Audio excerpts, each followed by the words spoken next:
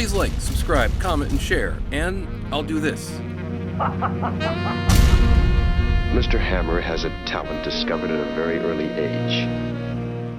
Someone who has never seen a single frame of Twin Peaks can tell you that it's about the investigation into a murder of a girl named Laura Palmer. This makes Twin Peaks a show about crime. But the murder of Laura Palmer is not the only crime. There are half a dozen additional murders, a drug ring, sex trafficking, and the Renault family, which has its fingers in every illicit business in 2 countries, and then there's the crime that seems to disappear from view after the first season of Twin Peaks, the criminal conspiracy to burn down the Packard sawmill. Unlike the investigation into the murder of Laura Palmer, these crime stories distinguish themselves by having no closure. The story doesn't end, it just peters out. I will make the case that Frost, Lynch et al. Changed their priorities and simply abandoned some ideas. The Packard sawmill conspiracy and the Renault crime family and all related characters just kind of disappear. In Fire Walk with Me in 1992, we don't hear a peep from Catherine Martell or Hank Jennings. Leo Johnson, Pete Martell, and Josie only exist in short scenes that were deleted. In The Return in 2017, Ben Horne and Bobby Briggs not only have reduced roles, but they seem redeemed. Their many crimes are dumped into the memory hole, and they have gone through complete personality changes. What's going on? Let's take a look at the bizarre criminals of Twin Peaks and see what David Lynch considers to be evil and if redemption is possible.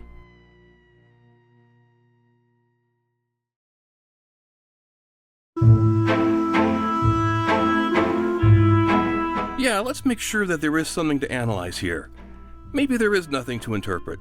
Maybe Lynch really hates real estate scams, domestic violence, drugs, and underage prostitution, and he is calling our attention to these things. But that would require that these crimes be realistic crimes, illegal activity pursued for profit. Ben Horne wants to burn down the Packard sawmill to build his Ghostwood development project. Why? Why not build it somewhere else? There must be 100 better places to build a real estate project. Also, who's going to want to live in a town with no central industry? Wouldn't burning down the sawmill ruin the town? The arsonist assigned to pull off the deed is also involved in the flow of cocaine through Twin Peaks. I guess Leo is just a general criminal. But how do the economics of drug trafficking work? Football's half empty. Man, we either gotta have half that coke or half the money. We owe Leo $5,000. The football's empty. I'm looking for Santa Claus. No way, you already owe me money. 5,000 to be exact. Okay, so a football of cocaine, I don't know what that is in kilograms, is worth $10,000. If they sold half the coke, then they owe Leo $5,000 and Bobby must have $5,000 from sales. For 10K, I have a friend who has what you want. Oh, his stuff is the best. Hit me. This sounds big. Wait, Bobby has $10,000? Why doesn't he give some to Leo? Also, how did the $5,000 owed to Leo become $10,000? I went to see Leo because I had this money running a $10,000 hole in my pocket. What about the other half? The other half? Bobby and Mike owed Leo $20,000, Bobby had $20,000 and only gave Leo $10,000? Owing him another $10,000? You already owe me money. 5,000 to be exact. Trying to make economic sense of this drug ring is futile. And here's a more important question. Where is the money coming from? Bobby is called a drug dealer, but we never see him sell any drugs to anyone. You could argue that it all happens off screen, but we never see anyone exchange drugs for cash. Of course, that's not strange in Twin Peaks. There's a business that pimps out underage girls and nobody seems to be paying anyone any money. Do Laura and Renette get paid by Jacques? If yes, why does an upper middle class girl need that money? The most blatant example of a crime that has no rational financial motive is when Deputy Cliff Howard attempts to kill Bobby, presumably to steal the previously mentioned $10,000. Really? You're going to kill someone for $10,000? The plan presumes that Howard can draw his gun on Bobby. Why not just rob him? Wouldn't he have to kill Laura too? Or is it assumed that he can leave a witness? Jacques sent Deputy Howard. Did Jacques plan to kill Bobby? If so, why? The criminals in Twin Peaks are not rational actors. They do not participate in schemes that make them money. If David Lynch wanted to let us know what it's like to be a drug-addicted, sex-trafficked teenage girl, this would be the worst way to do it. And that's why I'm analyzing crime as a metaphor. If this isn't symbolism, then it is incomprehensible. We need to think about what Lynch would associate with crime, and then we can make sense of this. Let's go back to 1990 and decipher a chunk of Twin Peaks that most people don't even regard as cryptic: the plot to destroy a place where dreams are made.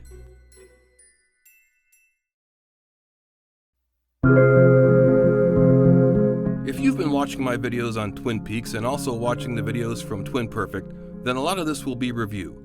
but repetition is not a sin when you are trying to explain such a complex work. Let's start with the meaning of setting Twin Peaks in a logging town. All the various plot lines and story arcs seem to revolve around the Packard sawmill. Not the most exciting location for a murder mystery show, is it? Why, of all things, a sawmill? Because, well, what do they do in a sawmill? They saw logs. Sawing logs. Snoring. It's a dream. There are multiple examples of Twin Peaks characters questioning whether or not they're in a dream, and since Lynch, in real life, is constantly equating dreaming with watching a movie or watching TV, then we can assume that the Packard sawmill is where the dream of Twin Peaks originates. The owner of the sawmill, Josie Packard, wants what David Lynch wants, to think about Laura Palmer. I've decided that today, in the light of what has happened, all work here will stop. The body of Miss Laura Palmer was found in our dock. Today, all work here will stop. The mill will shut down. Perhaps you can spend the day with your families. Thank you all for your attention. The owner of the sawmill, Josie Packard, wants what David Lynch wants, to remember Laura Palmer. Catherine Martell doesn't want the sawmill shut down. She wants money. She doesn't want the story of Laura Palmer to stop the flow of money. We're not going to tell anybody anything.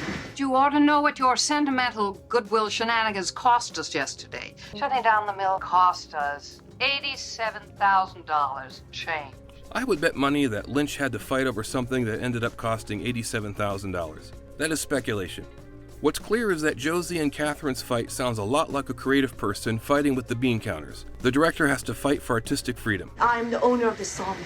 And you don't know the first thing about this mill. That's why I'm running it. Catherine, I have the final say-so. I have the final cut. Something Lynch insisted on. Josie thinks that Laura Palmer is more important than making money. Catherine thinks the opposite, and Pete takes Josie's side. Now we can start to see the lines of division, with Josie and Pete representing some kind of artistic integrity, and Catherine representing the rot of modern television. The three of them all work at the sawmill, where they fight for two diametrically opposed objectives: remember Laura Palmer or make money. The topic of losing money on the wholesome TV of Twin Peaks is not abstract.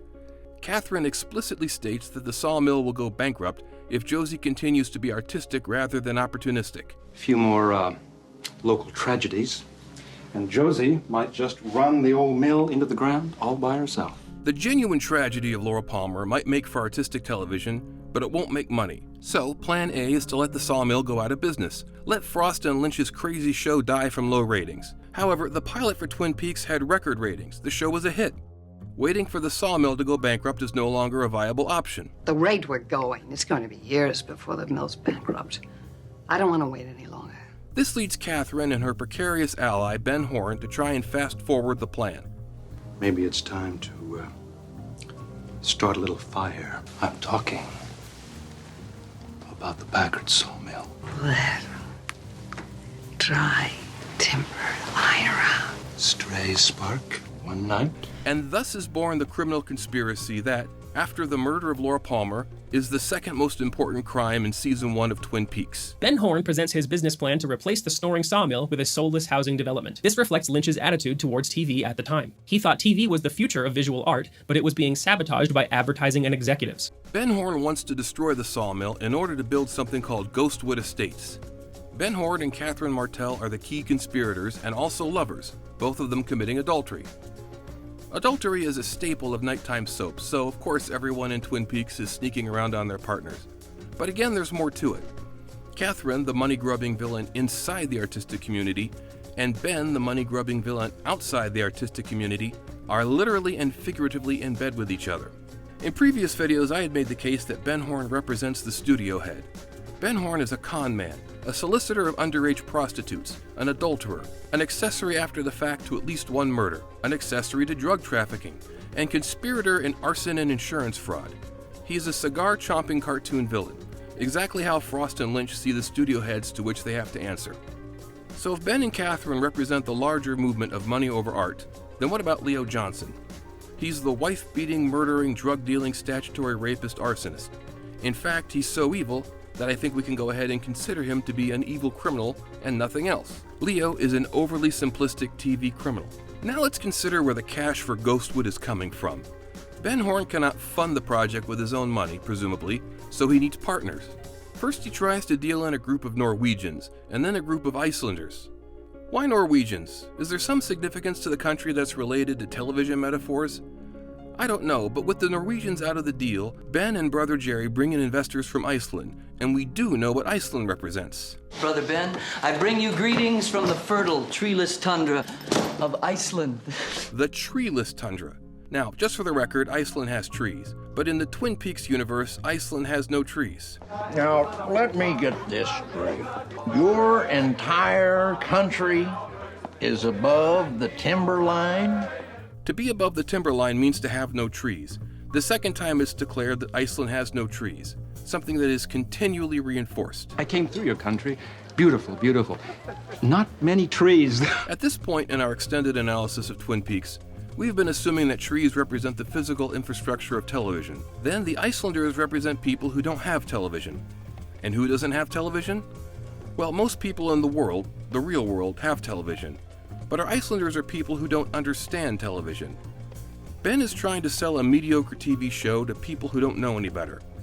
This explains why the Norwegians ran away when they learned of Laura Palmer's death. It's not that they're afraid of the murderer. Surely they already know that America is a violent place. It's because the mystery of Laura Palmer is a complex, challenging mystery, and they don't want that. This means that Ben and Jerry and Catherine have to keep the murder of Laura Palmer a secret from the Icelanders. Specifically, they have to keep the raw emotions generated by her murder a secret. When Leland has a nervous breakdown, they have to cover for it. Remember, the music that triggers Leland's dance, an expression of his grief, comes from nowhere for no reason. The Ghostwood Estates project is an important part of our future here in Twin Peaks, and there's no one we'd rather have as partners in our future. The weirdness of Twin Peaks can't be kept out. It creeps in without any logical motivation. Unlike on TV shows, grief is a life-altering emotion. You feel like you're losing your mind, and Leland's dance seems to be a pantomime of losing one's mind. This is the powerful emotional reaction that Frost and Lynch want prompted by Twin Peaks. But co-opting is a thing, and Catherine and Ben quickly turn the sign of uncontrollable pain into a fun dance, just like the studio made fun commercials for Twin Peaks with quirky catchphrases, and eventually released a dead Laura Palmer Funko Pop. Ben Horne represents the soulless studio chief, Josie and Pete represent artistic integrity, and Catherine represents some kind of fifth columnist, the person on the inside of the artistic development that betrays them. So that's the broad outline of the battle between the dream makers at the Packard sawmill and the arsonists at the Ghostwood project. Now let's zoom in on some of the major players and start with a literal fisherman who may represent fishing for something else.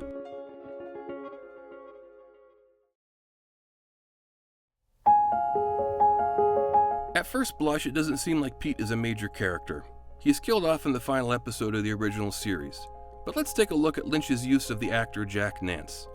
In Eraserhead, Nance plays the title character, and it seems likely that Henry Eraserhead Spencer is a Lynch stand-in, not just because of his comically elevated hair, but because the character is maneuvering a desolate Philadelphia, just like David Lynch.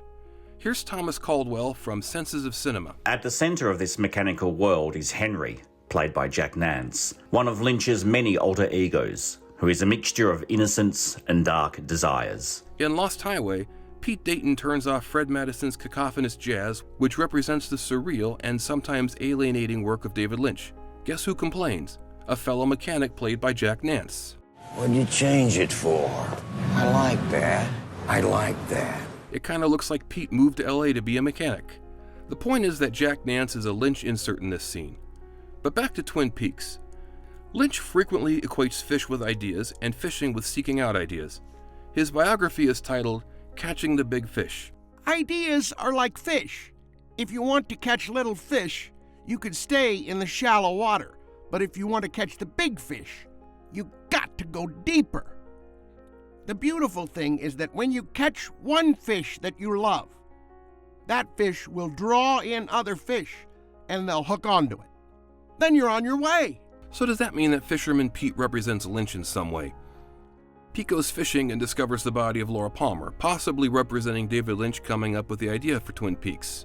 Now you might be saying, wait a minute, Hammer, Gordon Cole, played by David Lynch, represents David Lynch. Yeah, but Gordon Cole doesn't appear until episode 14, appearing as an off-screen character in episode 5. Maybe the Cole character was meant to replace Pete, who kind of drifted into the background. Additionally, there is reason to believe that Big Ed Hurley is a Lynch stand-in. This was covered by Rossiter of Twin Perfect, and I will elaborate on it. And of course there's Pierre, the grandson who looks like a miniature David Lynch and, in the series, is played by Lynch's son, Austin Jack Lynch. In Fire Walk with Me, Pierre has his feet on a can of paint and Lynch started off as a painter, so Pierre is Lynch as a young man. Am I saying that there are at least 4 Lynch inserts in Twin Peaks? Yes, I am. Big Ed Hurley's unhappy marriage mirrors Pete's unhappy marriage to Catherine, which mirrors Lynch's unhappy metaphorical marriage to the commercial side of film and television. Additionally, Ed's love for Norma sort of mirrors Pete's love for Josie, except that Ed and Norma have a romantic sexual relationship, and Pete and Josie have something like a father-daughter relationship. The Fishing Association, their annual due is coming up, and this year, well, they're adding a mixed doubles division. Would you like to partner up with me? Sure, Pete. Josie, you're my kind of gal. Pierre is Lynch as a young man. Gordon Cole is the director. He directs the audience's attention. Yes, I know that's not why we call a director, but this makes sense in Lynch logic. Big Ed is the aspect of Lynch that loves doing good work. He loves Norma emphatically. Pete represents the aspect of David Lynch that gets the ideas for Twin Peaks. Is there any evidence that Big Ed and Pete represent 2 aspects of Lynch? Yes, there is. In an unfilmed scene from the screenplay for Fire Walk with Me, Pete's truck, his vehicle, his TV show, is being serviced by Big Ed, and Pete complains that Big Ed didn't completely clean the windshield, and Big Ed points out that the smudge which Pete sees is on the inside of the glass. The inside is your territory. Pete represents the internal process, coming up with the ideas, and Big Ed represents the external process, delivering art to the audience. This is the only time any Lynch insert interacts with any other Lynch insert. With this scene scrapped, the 4 avatars never meet. The relationship between fish and ideas is reinforced in episode 7. I just got that baby back from Tim and Tom's taxidermy. When I caught him, he was this big. But I guess by the time they take the innards out and put the stuffing in, it loses something in the translation. If that doesn't sound like an artist complaining about how his pure idea was distorted by his collaborators, then you have never had a conversation with an artist. Fish are frequently used to represent ideas, and coffee is a frequent metaphor for investigation.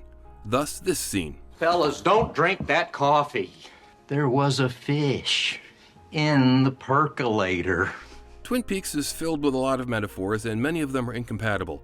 Fish are ideas, and thinking is percolating, a metaphor related to coffee being fuel for investigation. Can you mix the metaphors? No, the idea is as wrong as the literal tainted beverage. Many people assume that Catherine put the fish in the percolator in order to get back at Pete. Nope. We see that Catherine was at the no-tell motel with Ben. The will of Twin Peaks' multiple overlapping metaphors caused the coffee to be ruined. But why would Catherine and Pete fall in love if they hate each other so much? Like with most real unhappy couples, the beginning was different. There used to be something carrying between us. The fella who caught my eye. The lumberjack who could scamper up a tree like a cat. In spite of her greed, Catherine was attracted to the skill, the talent of someone who could produce artistic ideas and make something out of them, a TV show or a movie which both require electricity from the utility poles represented by trees. The boss's sister from that big house on the hill. Presumably the boss's sister is rich.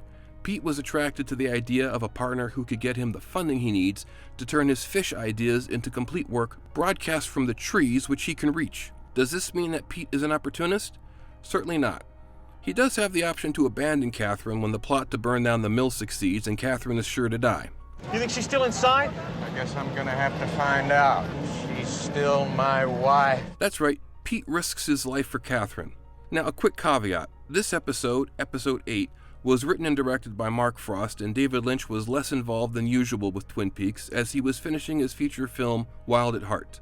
I tend to think that Lynch favors surrealism and symbolism, and Frost and the other creators at Twin Peaks tend to just pick up the threads he left dangling and do what seems right. So it's possible that there is no symbolic meaning to episode 8, and it is what it appears to be. The tragic and romantic story of a man possessed of integrity who's in love with a crook. However, it was definitely Lynch's intention for Pete to be a man possessed of integrity. Pete's ally in artistic integrity is Josie, or at least that's how she started out. She becomes so entangled in this criminal scheme that she seems to be corrupted. But how? Why? Let's take a look at one of Twin Peaks' most unfairly forgotten characters.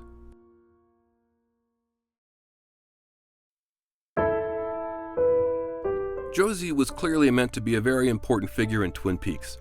She's the first character we see. As owner of the sawmill, the metaphorical source of dreams, she should be. Let us recall how Josie inherited the sawmill. Who's the babe? Mrs. Packard. Packard Sawmill? Where's Mr. Packard? Died in a boating accident last year. Andrew Packard practically built this town. Brought her over from Hong Kong 6 years ago. Left her everything, which didn't exactly please his sister. Catherine feels like she deserves control of the mill. She is the most experienced and it's her birthright. However, Josie is in charge. But we later learn that Josie was responsible for her husband's death. She had him murdered and had the murder look like an accident. I had said that Josie was an aspect of artistic integrity. It seems strange that she would be a murderer. However, we once again have to go to the production schedule and look at how Lynch was checked out during half of season 1. Josie confided in Truman that she feared that Andrew was murdered, strongly implying that Catherine did it and that Catherine or Ben or both of them are planning to kill her. But then it's revealed that Josie herself killed Andrew. Was this a retcon? Well, if Josie killed Andrew, would she confide in her sheriff boyfriend that she suspected Andrew's death wasn't an accident? Are we to believe that Josie is so duplicitous that she convinced her policeman boyfriend that someone else killed her husband, knowing full well that she did? So much of Josie's story doesn't make sense. In episode 8, she shot Cooper, and this is never explained. It seems obvious that Josie was meant to be one thing and then became something else. In the first 3 episodes, she is a force for good. She's in love with Harry Truman, a true man who is an honest and capable lawman. She's also a bit of a detective herself, sneaking around to uncover the truth of Ben and Catherine's plot. This paints the picture of some kind of avatar of artistic integrity, the sort of person our first Lynch insert would want to join him in fishing for ideas. Josie is the goodness of Twin Peaks. One reason to assume that Josie represents some transcendent quality of the show she is in, the dream she occupies, is her diegetic awareness. Let us consider the first shot again, the first time we see any character. Josie is putting on makeup, which wouldn't be a big deal, but remember that this is the very first shot of the series, and not only is she putting on makeup, but she is watching the conversation between Pete and Catherine. That's very interesting since Pete and Catherine, in the kitchen, are not visible from Josie's bedroom. They shouldn't even be audible. Josie is watching Twin Peaks, the TV show, and of course she's looking in a mirror while watching Twin Peaks, looking at her literal self and looking at the things she represents.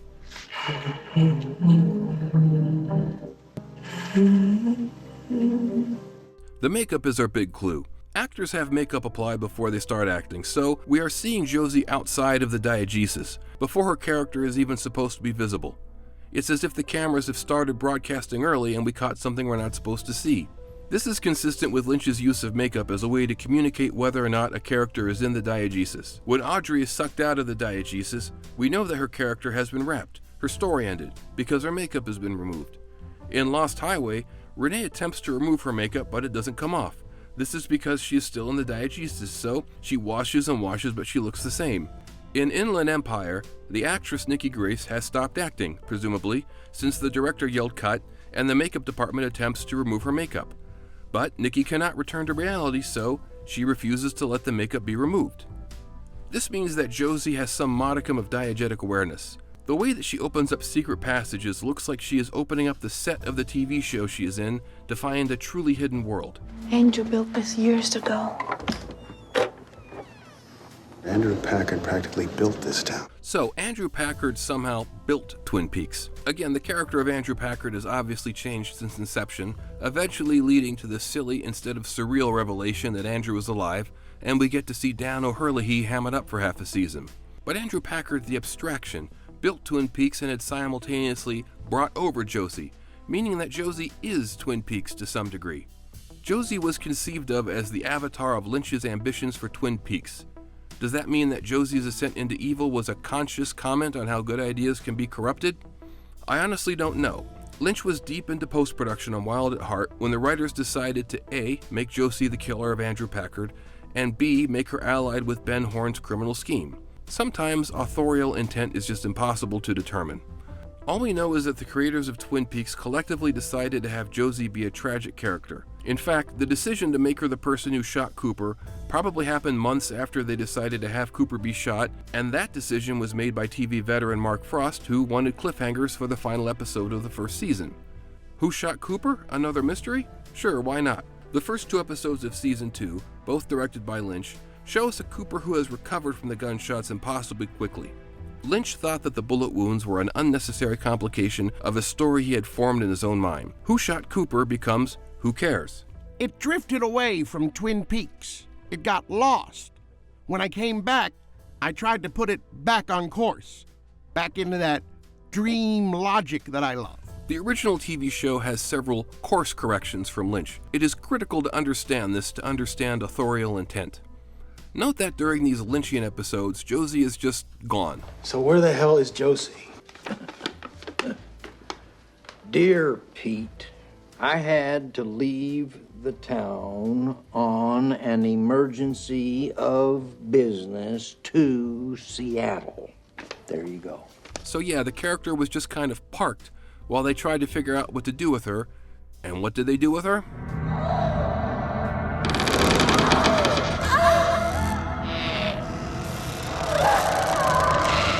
Rossiter from Twin Perfect commented on this final scene of Josie. The second season is jam-packed with, let's do this. That seems like something David Lynch would do. The Josie and the furniture idea was supposed to have come from Lynch, but he wasn't around to tell them what it was they were supposed to be doing with it. This makes a lot of sense. Lynch wanted to have Josie trapped in wood, and I'll discuss the meaning of wood as an extended metaphor in a future essay.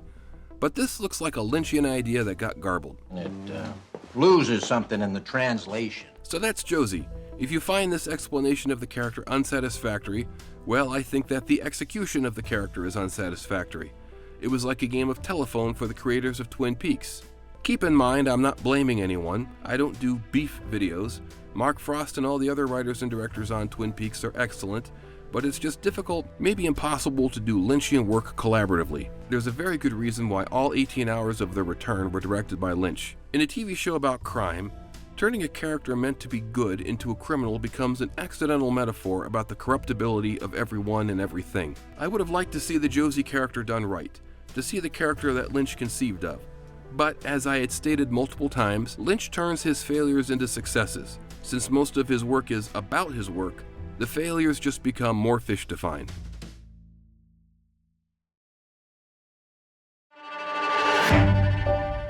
Leo Johnson is an evil criminal. He is a wife-beater, an arsonist, a drug trafficker, a rapist, and he's killed at least one person, and at least one bird. But is there more to this character? The answer is no. He represents the oversimplified villains we see on TV. He has no redeeming qualities, and arguably he has no agency. Consider Leo's boots, which have a hole in the sole. In real life, that kind of corporate branding would backfire. What does it mean in Twin Peaks? People who are seriously damaged by the evil of TV wind up shoeless, soulless. The good Dale Cooper is auto-insulated from evil. So when he attempts to return his soul, his souls don't make it back through. Consequently, Dougie is soulless. My critics insist that Lynch wouldn't use puns and homophones. He's a great artist who wouldn't rely on childish tricks to create symbolism.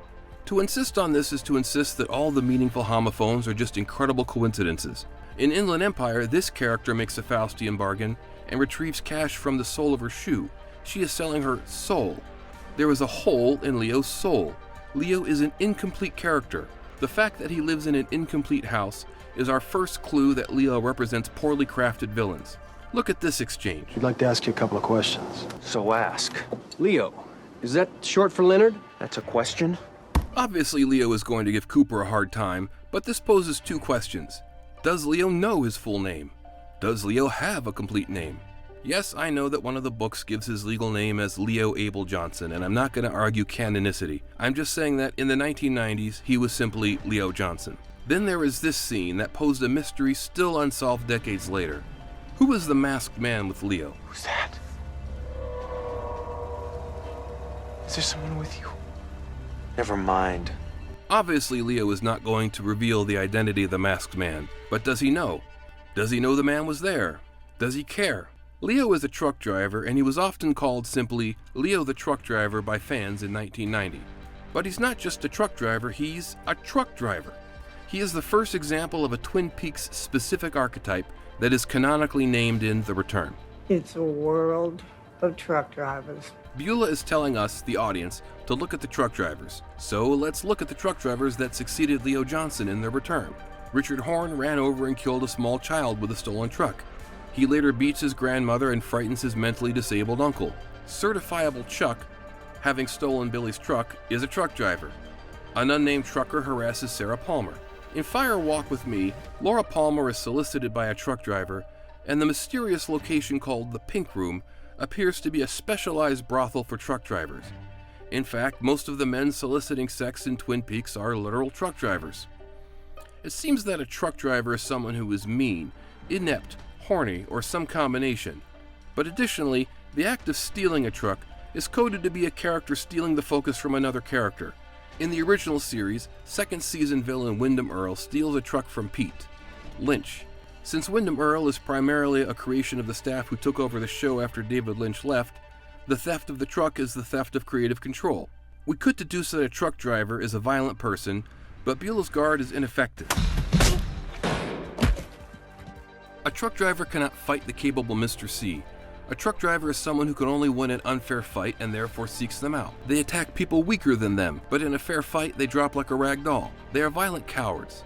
Also, they are misogynists and thrive on purchasing sex or taking it. The idea of a meaningful relationship with a woman is off the table.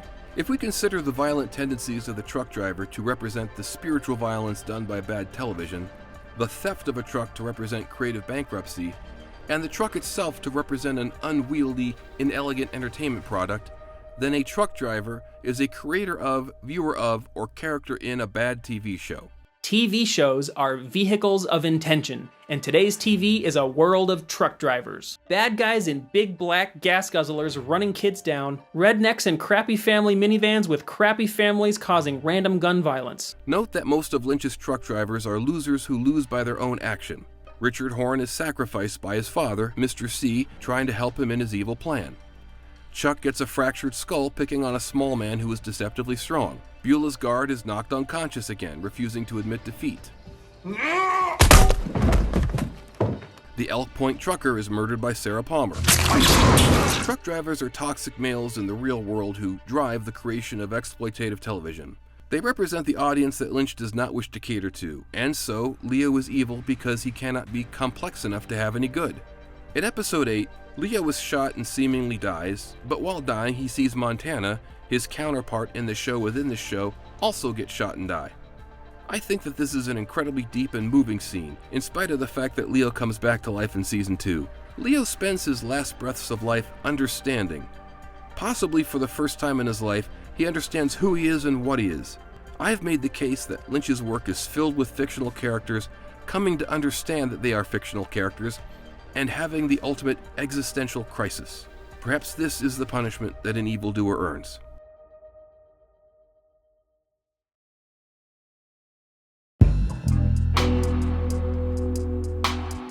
On the surface, the drug ring doesn't require any explanation. The cocaine originates in Canada, somehow.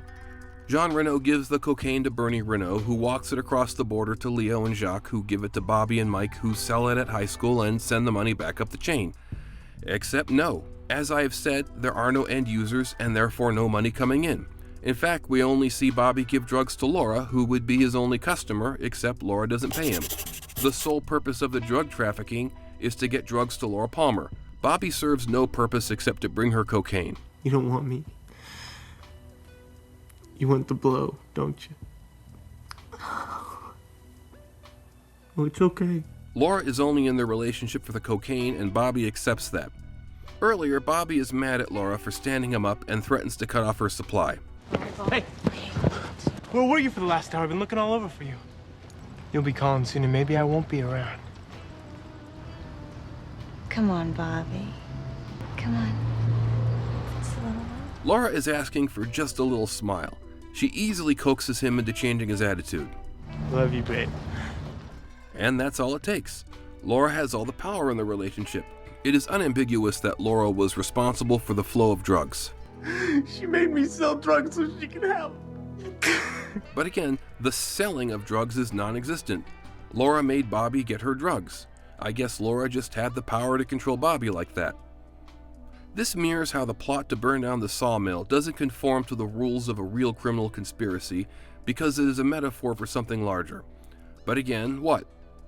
Let's look at this scene where Bobby is supposed to be scoring a big supply of cocaine from a friend of Jacques Renault who turns out to be Deputy Cliff Howard from Deer Meadow. Wow! You like that little girl? It seems like Deputy Howard is interested in getting the cocaine to Laura. He's certainly not interested in maintaining a relationship with Bobby.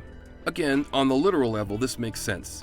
Deputy Howard wanted to take the $10,000 without providing the equivalent in cocaine, so he's going to straight up kill Bobby and take the money, right? Later, Bobby discovers that the cocaine is actually baby laxative, so we can further assume that Howard didn't even bring actual cocaine. He just wanted to yoink $10,000. But why is Jacques' go-to guy a corrupt cop who lives 400 miles away?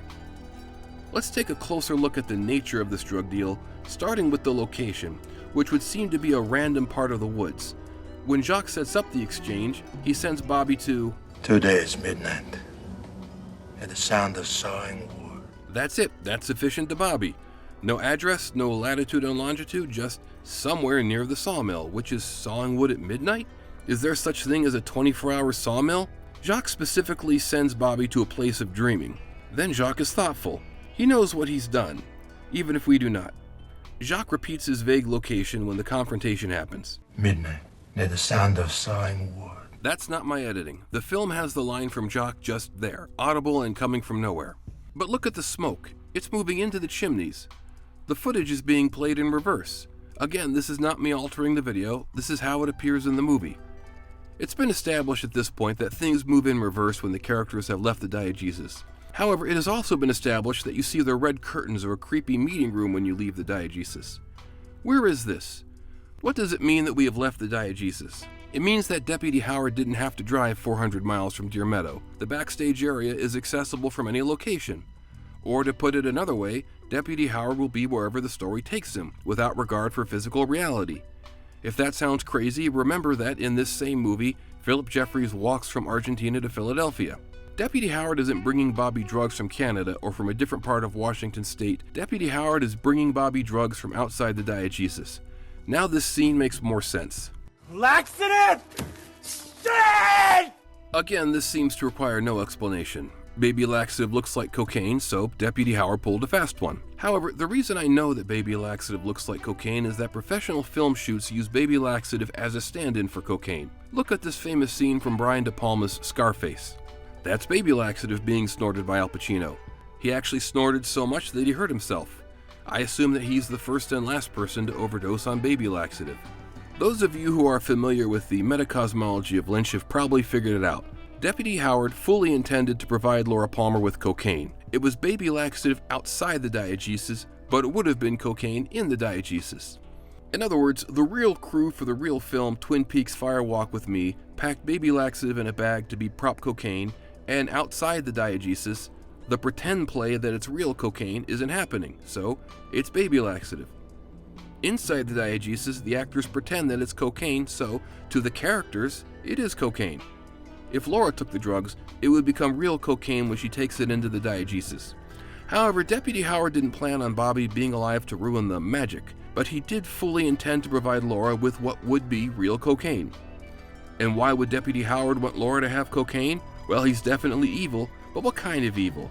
He is the evil version of the deputies in Twin Peaks, Hawk, Andy, and in the future, Bobby himself. He is the enemy of good storytelling. He doesn't want to have a wholesome mystery story. He wants to stop the mystery. What was the result of studio pressure to solve Laura Palmer's murder? It allowed the darkness to win. The flow of coffee ceased. How did Fire Walk with Me begin? With a stale pot of coffee. Why don't you have some coffee? Go ahead. It was fresh about 2 days ago. Laura's investigation was stale and needed freshening up with the Teresa Banks investigation. You can start that fresh pot of coffee right now. The coffee was back on. It's likely that Deputy Howard provided drugs to Teresa Banks. Agent Chet Desmond come by a second time and asked to see Deputy Cliff Howard's trailer over here, which I showed him. That's right, Deputy Howard lived next door to Teresa Banks. The act of stopping the mystery, an evil act by Lynch's reckoning, and the act of providing cocaine to a girl, an evil act by most people's reckoning, are related. Okay, we're going a long way to explain a minor character like Deputy Cliff Howard, but now we can say that keeping Laura on cocaine is part of a larger campaign to stop the mystery. In real life, pimps might keep their girls, slaves really, on drugs to make them more pliable. Since Jacques is ostensibly Laura's pimp, and since he also has the power to keep the cocaine flowing, this seems to make sense on the literal level. But Laura was never supposed to be a realistic underage prostitute. Her Johns, mostly truck drivers, were meant to represent the audience for exploitative TV and movies where young women are sex objects, and Laura herself is the omni character who can conform to the audience's desires. This means that Jacques is in charge of a conspiracy to get cocaine into girls so they continue to be people without agency, badly written characters. And speaking of writing, how does Laura ingest cocaine? Through a pen. Her cocaine snorting ritual is to do cocaine while writing in her diary and use the hollow detachable part of the pen as a suction device. A hollow pen is an excellent metaphor for bad writing, and it is literally the cocaine delivery mechanism. As I have previously explained, the diary is indistinguishable from the script that Laura the character must follow, so cocaine keeps Laura a badly written character. When Laura's high, she presents shallow entertainment. That's good, Laura. That's really good. You're a great dancer. Laura certainly has to do cocaine prior to having sex with a customer. Again, this makes sense on a literal level. Miserable sex workers certainly self-medicate, as do a lot of people with other miserable jobs. But if prostitution represents being a badly written character for a truck driver, then cocaine is the magic powder that transforms Laura into this character. Why would Lynch construct this metaphor? Is it because cocaine is considered by most of us to be bad, and so it's easy to make it a metaphor for something evil? Let's go outside the text and try to imagine the zeitgeist of 1989. Recently, TV writer Larry Charles reported to Page 6 that cocaine was widespread among television creators in the 1980s. I mean, even more widespread than one might imagine. You could go to a restaurant and you'd see people doing lines at the table. It was a public display. There was no hiding it, and everybody was doing it. It gives you incredible energy, gives you incredible confidence. Notice that he doesn't say it gives you incredible talent. Cocaine allowed the writers to produce quantity, not quality. Think about the stereotype of a hack writer in the 1980s. You probably imagine them as a cokehead. The cocaine pairs with them writing one-dimensional characters, one-dimensional female characters. So in reality, the pipeline is, cocaine goes into the writer writes a one-dimensional female character, the script is given to an actress, the actress is filmed, which means that the cocaine-fueled mediocrity has moved into the diegesis, and the character now exists as a one-dimensional construct in a fictional world. In Twin Peaks, the pipeline is different. We eliminate all the middlemen, and the cocaine goes straight into the diegesis and into the body of the female characters. The bad boys keep them supplied with drugs, and the good boys... Did you ever use cocaine with her? No, I tried to get her to stop, and she did, for a while. Why did she start using again? Something happened a couple of days ago. What happened? I don't know. Well, we know.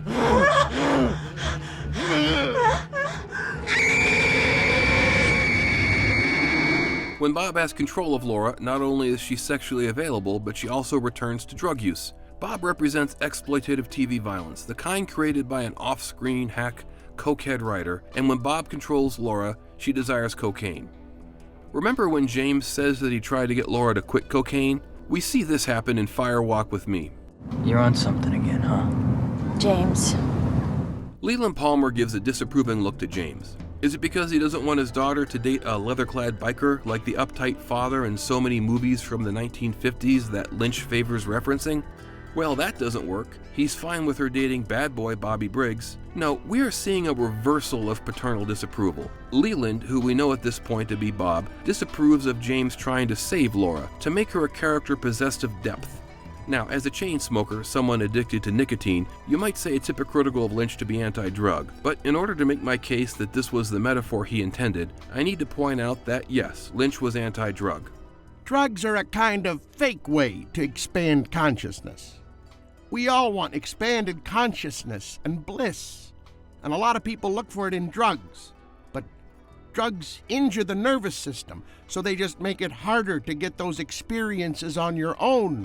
Drug abuse and sexual abuse are both literal and metaphorical. They represent something and they represent themselves.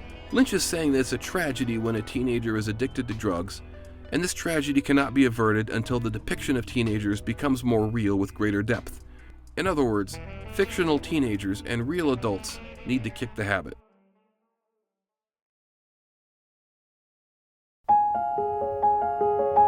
It is not sufficient to call Bobby Briggs the bad boy and leave it there. We do know that he provides cocaine, killed a person, plotted violence against James Hurley, and more. So okay, he's a bad person.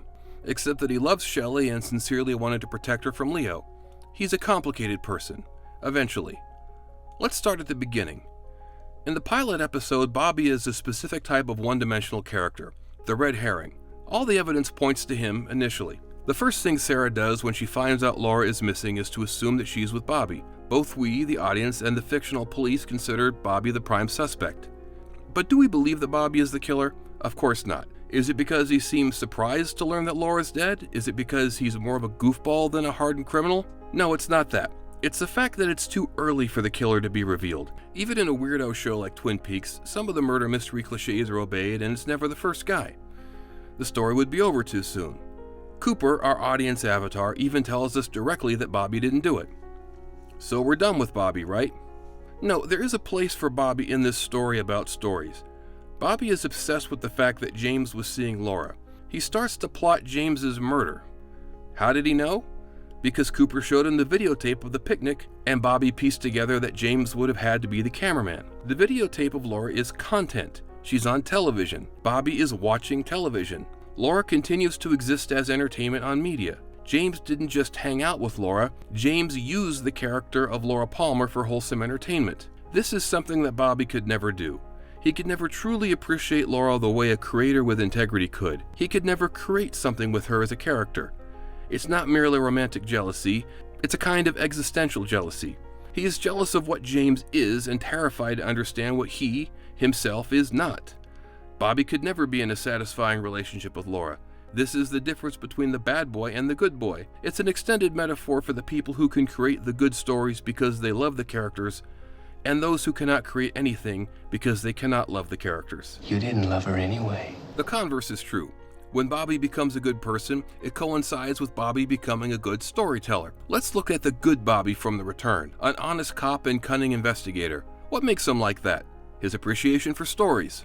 I know exactly where Jack Rabbit's palace is. My dad, when I was a little kid, he took me to this place. It was our make-believe world, you know, where we made up stories. This is it, Jack Rabbit's palace. We'd sit here and make up great, tall tales. So, Bobby was once a storyteller before he became a thug. And why Jack Rabbit's palace? Jack Rabbits have rabbit ears. That's what they used to call TV antennae. Is it about the bunny? So, in the past and in the present, Bobby was a creator of wholesome television and therefore capable of goodness. But why? Why does Bobby change? The first real breakthrough happens when Dr. Jacoby directly confronts him. Bobby, what happened the first time that you and Laura made love? Bobby, did you cry? Did she laugh at you? Did she tell you there was no goodness in the world? She said people tried to be good, but they were really sick and rotten, her most of all. Laura wanted to corrupt people because that's how she felt about herself. Is that what happened to you, Bobby? Is that what Laura did to you? She wanted so much. She made me sell drugs so she could help. This is the first time that Bobby, and we, the audience, deal with the fact that Laura was capable of great cruelty, and the first time anyone has power or control over Bobby. Bobby has made the confession that has changed him. But this leaves us with a few questions. Why did Bobby break down? What power did Jacoby have? What's the idea behind Jacoby wearing 3D glasses? Dr. Jacoby is able to see these characters as fully three-dimensional people. As a TV character, Bobby is a no-good, selfish, drug-dealing, cheating punk teenager. And in any other show, he'd be nothing more than that. But Dr. Jacoby, with his 3D glasses, can see three-dimensionally, because this is a television show where the characters are more than one-dimensional. The idea that Jacoby's glasses indicate that he can see depth is so obvious, it's kind of surprising that no one figured it out for 30 years. But is this the correct way to interpret Jacoby's anaglyphic specs? Well, someone who cannot see depth would have only one working eye, and there she is, Nadine Hurley. As if to confirm this metaphor, in The Return, it is Jacoby who finally convinces Nadine to see things differently. I've changed. It's about depth.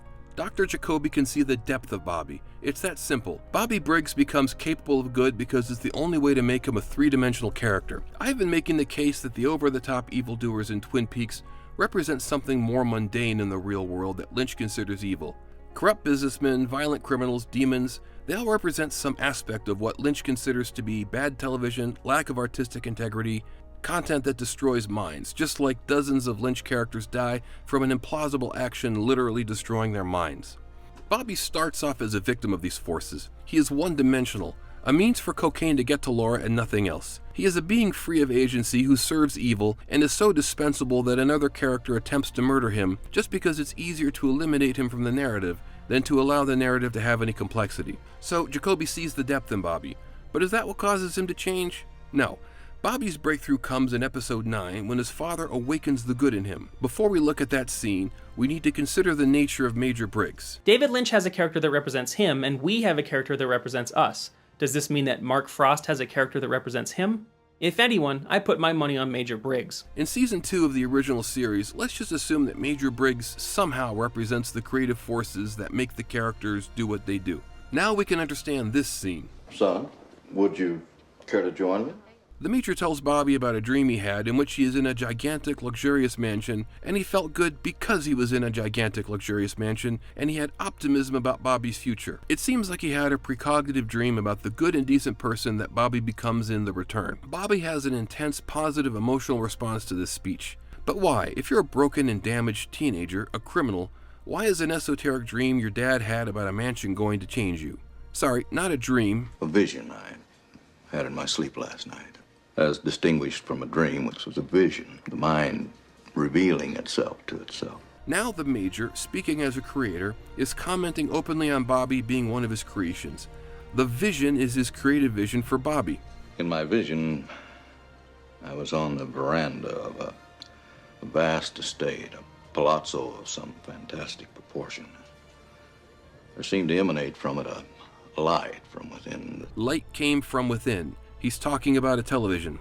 There'd been added a number of additional rooms, but in a way that blended so seamlessly with the original construction, one would never detect any difference.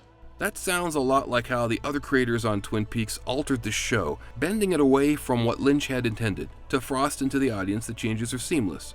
We're not paying attention to authorship, at least we weren't in 1990. My son was standing there. He was happy and carefree. My vision ended. I awoke with a tremendous feeling of optimism and confidence in you and your future. So in other words, Bobby becomes a good guy because that's what his creator wanted. The creators of Twin Peaks want characters with depth, and Bobby cannot have depth if he is merely the bad boy.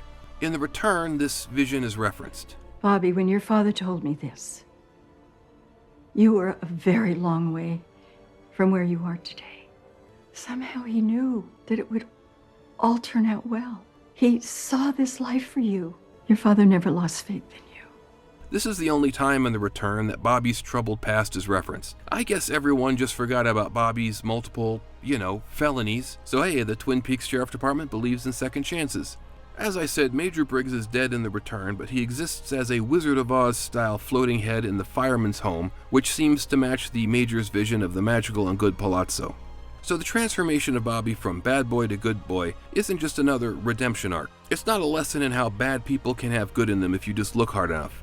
It's about how one-dimensional characters cannot remain one-dimensional characters in the kind of deep TV show that Frost and Lynch are making. Using criminal behavior as merely an identifier of the bad guy isn't enough. To Frost and Lynch, bad guys don't make good television.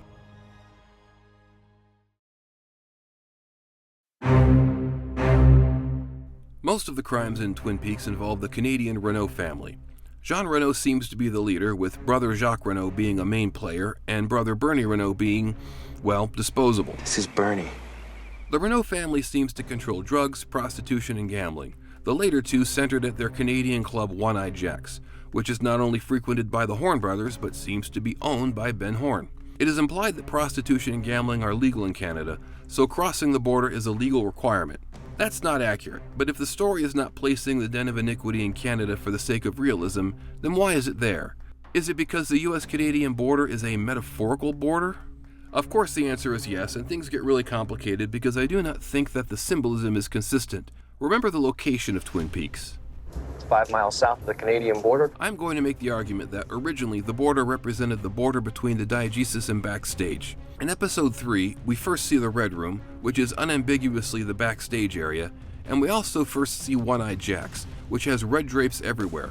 This implies that crossing the border means crossing out of the diegesis. However, in episode 6, our heroes find the Renault family cabin, which also has red curtains. Red drapes, Harry, for my dream. Are we in Canada? Are we outside the diegesis? I think that the cosmology of Twin Peaks got muddled. It was in episode 30 that we finally see Glastonbury Grove and the unambiguous entry point to the Red Room, and therefore the exit point from the diegesis. In season 1, the cabin is filled with red drapes, but in Fire Walk with Me they are almost absent. This indicates that the nature of the cabin changed over time as Lynch simply changed his mind about where the border is. This is why interpreting Twin Peaks is so difficult. You not only need to figure out the symbolism, but you have to figure out the symbolism at the time. You have to hit a moving target. Did I mention that I have a Ko-Fi account? The red curtains were initially conceived of as a way to indicate that we are in the backstage area, which means that the Renaults were originally meant to be entities existing outside the diegesis. Furthermore, in Fire Walk with Me, One-Eye Jacks is completely abandoned for a different brothel run by Jacques. When Jacques arranges for Laura and Donna to take on 2 truck driver clients, Tommy and Buck, the action moves to the Pink Room, inside a bar called The Power and the Glory, which is unambiguously on the US-Canadian border and therefore in a different metaphysical space. If this doesn't sound familiar to you, it means that you never watched the deleted scenes. Once again, the theatrical release betrays us. It's missing a long sequence of Laura, Donna, Tommy, and Buck driving to the US-Canadian border. Most people assume that the Pink Room is just a part of the roadhouse, but no, it's 5 miles away and Tommy drives there at a reckless speed. When the 4 arrive... Hey, Tommy! Jock beat us here! Hey, stop off! Of course he beat you there. You needed to traverse the physical space, the 5 miles to the border. Jacques has access to the diegetic loopholes. Am I saying that Jacques teleported there off screen? Call it whatever you want. Jacques has access to the backstage. So, the idea that the Renaults operate outside the diegesis is consistent. In the Red Room, the dialogue is double backwards and subtitles are provided. In the Pink Room, the dialogue is normally timed, muffled, and subtitles are provided, including subtitles for dialogue that no one speaks. In the Red Room, the so-called lodge entities speak in riddles, and in the Pink Room, the normally straightforward Jacques suddenly starts speaking gibberish. I am a great wet. I am the fuck. This is why Jacques is so sinister and powerful in Fire Walk with Me, but is kind of a meh villain in season 1. Lynch is writing him to be a conduit for evil from outside the diegesis, which makes him essentially magic. But in season 1, he's merely a criminal. It's pretty clear that Lynch didn't want Jacques to be murdered in episode 8, since Lynch essentially brought him back to life as Jean-Michel in The Return. More on that later. Eldest brother Jean Renault was conceived of as a major villain for the heroes of Twin Peaks to fight. Along with Wyndham Earle, they were meant to keep the show interesting after the reveal of Laura's killer, an impossible task. You'll notice that Jean Renault and Wyndham Earle are completely abandoned after season 2. Fire Walk with Me and The Return have completely forgotten these characters, and that's because Lynch never wanted them to be part of his Surreal story, and he doesn't feel obligated to follow up on those stories. No, Lynch likes Jacques Renault, but he likes his sinister Jacques Renault, not the generic criminal from season 1 who doesn't even survive to season 2. I had already spoken about the drug ring that supposedly requires Bernie to walk drugs from Canada to Twin Peaks. However, no matter how hard the sheriff's department stakes it out, they cannot find Bernie. This implies that Bernie isn't covering physical space, but rather bringing in the drugs through diegetic loopholes. This dynamic continues in The Return. Twin Peaks is infested with a new narcotic. It was Chinese designer drugs again. If they're coming down from Canada in our area, I would have seen them. I got every trail covered. Every known trail. Right. Of course, Bobby isn't finding anything looking at physical, real trails. The drugs are coming in through Renault family ally Red, who is essentially magic. And in Lynchland, if an ersatz evil wizard can bring in drugs undetected, that means he is using the power of diegetic loopholes. Red can certainly make a dime teleport, so why not a large shipment of drugs? Also, Jacques Renault, in the form of Jean-Michel Renault, is still the source for these drugs.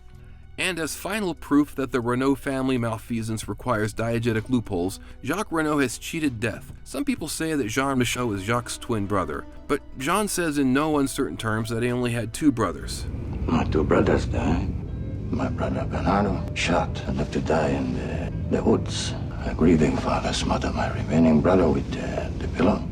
Once a character is dead, they are bound by honor to stay out of the diegesis. Continuity has to be maintained, even in the weirdest TV show ever made. But Jacques has no honor. What's to stop Jacques from proclaiming himself to be Jean-Michel and returning to his former role? Hey, Roadhouse. Jean-Michel. That's right, if he answers Jean-Michel, that's enough magic to let him be alive in the diegesis. Or to put it another way, actor Walter Olkovich isn't actually dead. He can play a new character in the story if there is the flimsiest pretext that he is playing a different character. Therefore, Jacques the character can return from the dead if he simply declares himself to be a different character. Jean-Michel Renault is Jacques Renault. Jacques cannot be stopped. He will continue to bring drugs into Twin Peaks and pimp out underage girls as long as, in the real world, television keeps presenting young girls as one-dimensional objects. This is why Jean-Michel is still a crime lord in The Return. Or is he?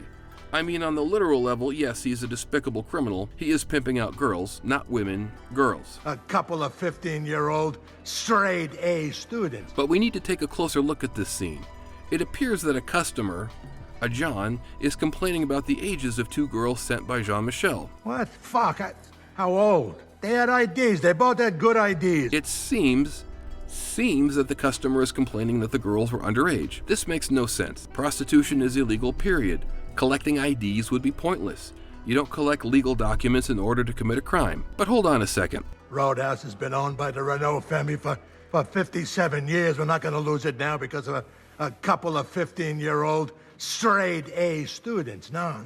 Jean-Michel is acknowledging that the girls were 15. That's where the logic of this conversation goes sideways. The customer is complaining that the girls were adults, and Jean-Michel is insisting that they were 15. That's very strange. Also, there's this. 2. I sent him 2. He owes me for 2. I sent him 2 blondes. He owes me for 2. The restitution demanded by the customer is a 50% discount. What? What is going on here? Well, what is a situation where you would hire 2 girls if they were underage, but you would hire 1 if she were an adult? Casting. Jean-Michel is talking about the casting of a character that is underage. An actor over the age of 18 can do anything they want to, but if you're under 18, there are a lot of restrictions. They need to work fewer hours, and in order to make it work, the studios hire twins. Twins! That's the 2 blondes Jean-Michel sent. The Olsen twins from Full House are one of the best known examples. They're kids, but more importantly, they're playing a single character who is under 18, so you have to pay for 2. As for the promise that they are straight-A students, that's easy to decode. Child actors have to have an on-set tutor so they can have a normal education while they work. They don't need to be straight-A students, but if they're failing their classes, they are not allowed to work as actors anymore. Jean-Michel says that the Renault family has had the Roadhouse for 57 years, and their ownership is threatened by this incident. This means that the Renault family obtained the Roadhouse between 1957 and 1959, exactly when TV surpassed film as the dominant form of entertainment for Americans. Jacques is arguing that the character was 15 and was a whore in the metaphorical sense that the character would do whatever the audience wanted, no matter how stupid or undignified. That's right, we're not talking about literal sex work. By pimping out underage girls, Jacques/Jean Renault represents TV creators putting young girls in roles that makes them acceptable to misogynist men. Or is it all a metaphor? If you saw the documentary Quiet on Set, The Dark Side of Kids TV, you know that child actors face the same kind of sexual predation that Lynch exposes in Mulholland Drive and Inland Empire. Maybe Lynch knew what was going on at Nickelodeon. Regardless, the use of sexual abuse as a metaphor for exploitative television runs through the entire story. This is Jacques/Jean-Michel, a criminal who was always on the edge of respectability in terms of his public persona. The Roadhouse, One-Eyed Jacks, and the Pink Room all cater to the worst of us, but continue to be important meeting places where a common culture is created. In other words, television.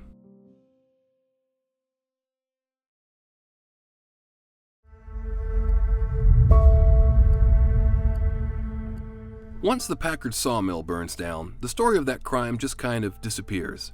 Ben Horne and Catherine Martell never face justice. Bobby Briggs's off-screen drug dealing presumably just ends. The Renault crime family becomes the focus of the show, and then nothing becomes the focus of the show. The fact is that David Lynch was trying to keep the stories about crimes going, and his involvement ebbed and waned. Then, after episode 15, Lynch essentially left the show, returning for the final episode. With Mr. Lynch not involved, Mr. Frost had to fill 15 more episodes without the show's original premise. The plot lines that emerged did not endear fans or attract new viewers. It got very stupid and goofy in the second season. It got ridiculous. I stopped watching that show because it got so bad. So yeah, if you're looking for me to explain the meaning of these subplots, well, there is no meaning. All I can say for sure is that, in the final episode, Lynch is clearly trying to reset the show back to where he started. In the series, Gordon Cole is off-screen in Bend, Oregon, which might be code for pre-production on Fire Walk with Me, which opens in Oregon. Oregon! Here's Gordon Cole leaving when David Lynch quits. I'm over to Bend, Oregon. Official business. Real hush-hush. And here's his return near the end of the original series. Been on over to Bend, Oregon. Whole lot of shaking going on down in Bend. When Lynch does return, the first thing he does is annoy the character that he had no hand in creating. Banzai! Ah! Then he reinstates Cooper into the FBI, restoring him to being an audience avatar. You better dust off your own black suit. We need you back on the team. Gives me great pleasure to reinstate you into the Federal Bureau of Investigation. But that's not all. Lynch cleans house with an act of terrorism, perhaps the last novel crime of the original series. Oh! Pete Martell and Andrew Packard go to the bank and we see Del Mibler, the banker. Mibler is obviously Lynch's idea of what the money people of the studio are like. Decrepit, inept, clownish with giant glasses that may indicate a sort of myopia. Obviously Lynch would love to see such a person blow up, and this is why we get the ridiculous close-up of his glasses in the end. Andrew Packard was never supposed to be alive, so killing him makes sense. Killing Pete Martell seems cruel, but perhaps since Pete was no longer serviceable as a self-insert, it was a mercy killing. Audrey implausibly survives. Lynch was getting us ready for Fire Walk with Me, where Jacques is a sinister being, Bobby is a one-dimensional drug dealer, and the prostitution ring is still running without the flash of the red curtains and one-eyed jacks. The point is that when Lynch was running the show, crime was symbolic, and when Lynch is absent, the other creators just kind of abandon the crime stories because they don't make sense. Again, these are all talented people, and I don't make these videos to dunk on anyone or to be a gatekeeper of what is the real Twin Peaks. It's just that continuing a Lynchian story when you're not David Lynch is nearly impossible.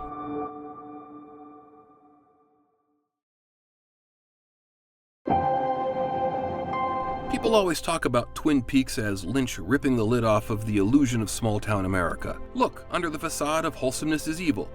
However, this is a superficial view of Lynch's work. Lynch isn't trying to debunk a mainstream notion of Americana. He's trying to create an exaggerated, a grotesquely exaggerated version of the mundane evil that he comes into contact with on a daily basis. Of course, to him it's not mundane.